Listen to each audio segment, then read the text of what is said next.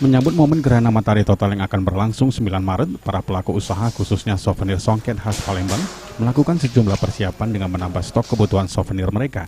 Sebab pada momen GMT ini diprediksi tingkat kunjungan wisatawan domestik dan mancanegara yang akan berkunjung ke kota Palembang akan mengalami peningkatan. Manajer operasional salah satu usaha bisnis songket di kawasan Kiranggawi, Rosantiko, Muhammad Hasan mengatakan, menyambut momen gerhana matahari total 9 Maret, pihaknya telah melakukan berbagai persiapan seperti mencetak kaos, khususnya gerhana yang berlatar belakang gambar jembatan Ampera. Kaos oleh-oleh khas Palembang ini dijual dengan harga Rp75.000. Selain itu, pihaknya juga akan menambah stok souvenir yang sebagian besar menggunakan bahan dasar songket Palembang, seperti gantungan kunci, taplak meja, tempat tisu, tanjak, peci, serta souvenir jembatan Ampera. Hasan mengakui jika di kota Palembang tengah menggelar perhelatan akbar seperti GMT, diprediksi tingkat kunjungan wisatawan baik domestik maupun mancanegara akan meningkat. Diharapkan wisatawan ini akan berbelanja oleh-oleh souvenir ataupun songket khas Palembang.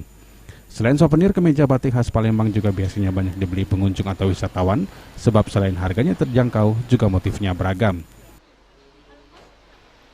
Persiapan souvenir ya, souvenir memang kita agak tambah sedikit lah ya, tapi nggak terlalu dominan. Paling bentuknya apa? Paling ya kaos, biasanya mereka tuh banyak kaos khas Palembang gitu.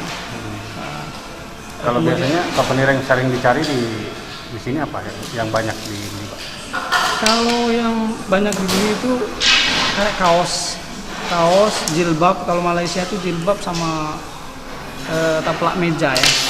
Taplak meja yang motif songket. Sama jemputan, Pak? Sama jemputan kalau Malaysia. Harganya itu berapaan? Kalau souvenir itu paling murah 15.000, paling mahal 250. Selain menambah jumlah stok souvenir di galeri ini, para pengunjung nantinya juga dapat menyaksikan proses pembuatan songket Palembang yang akan diperagakan oleh beberapa petugas. Julis Luman Gaul, PAL TV.